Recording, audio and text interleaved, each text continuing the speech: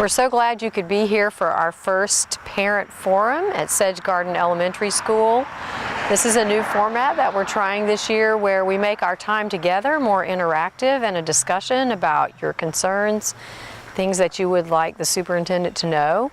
And what we will do in order to continue to provide you information, data, fact-based things that are going on in the district is to link you to those pieces. We will have different members of our staff. For example, in this, you will see a piece from Andy Kraft, our CEO of Accountability, and he will share a little about the most recent test data release and how our schools did. We also will share a link with you here that you can access to find different blogs and data and information about the district. Our goal is to involve more parents and to also make the time more meaningful for you.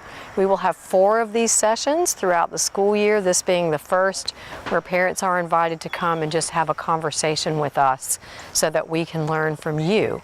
So we look forward to seeing you at future sessions, and be sure to check the spot so you can keep up with information from our district.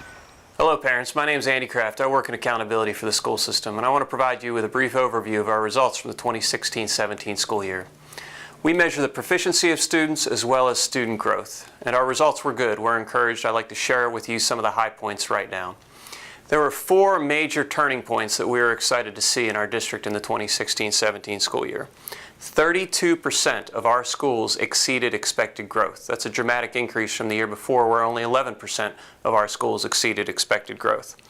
11 of our schools came off the low performing list. In order to do so, they exceeded expected growth, or they had a school performance grade of C or higher.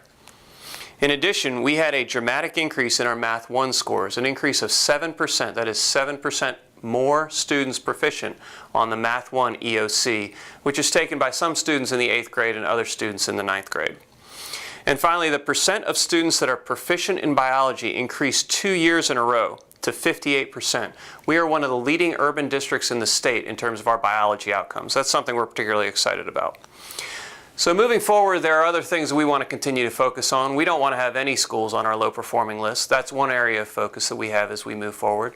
We also have a district goal of having 90% of our 3rd graders reading on grade level. That's an area we've been flat over the last few years, and that's something that we want to see change going forward. We have a laser focus on improving quality classroom instruction. That's the only way that we're going to see our outcomes change, is through improving the instruction that happens in our classrooms.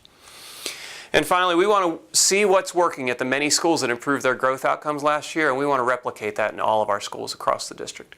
If you want to find out more specifically about how your school did, I encourage you to go to our district website, WSFCS website. From there you can go to Accountability under Departments, and you'll see a link on the left-hand side where you can click to get all of the data for each of the schools throughout the district. Thanks very much.